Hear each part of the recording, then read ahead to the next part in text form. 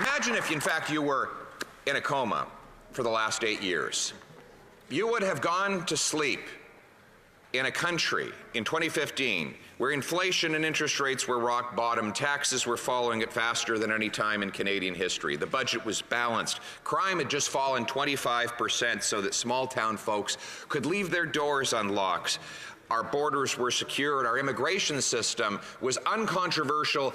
Everyone agreed it worked and was the best in the world. Housing cost half of what it does today. The average rent was $950, an almost laughably low number by today's standards. Take-home pay had risen by 10% after tax and after inflation in the preceding years. The New York Times had just called Canada the richest middle class. In fact, they said that Canada's middle class was richer for the first time than America's. This, with lots of trouble in the world, wars in Syria, Iraq, Afghanistan, and yes, Ukraine, none of which caused inflation here at home. At the time, of course, we had Prime Minister Harper, who was able to keep inflation and unemployment low, even while the world suffered turmoil. But now you've awoken, 8 years later, to find a completely different place. All right, I said put me back down. Inflation, after hitting a 40-year high, is still 50% higher than its 2% target.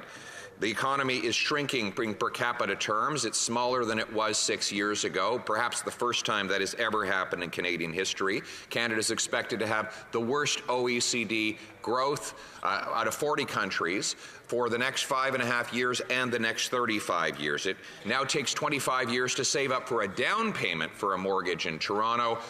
And many people have had their existing mortgages extended to 90 years and 120 years, meaning their great-grandchildren will still be paying it off. Houses in Canada now cost 50% more than in the United States. You can buy a home, a castle in Sweden for a lower cost than it is for a two-bedroom in Kitchener. Toronto is the worst housing bubble in the world. Vancouver, the third most expensive when comparing median income to medium housing prices. This is the nightmare that would have been unimaginable to you had you fallen into that coma and just awoken now. But there is good news. You don't want to fall back in the coma because the best is yet to come.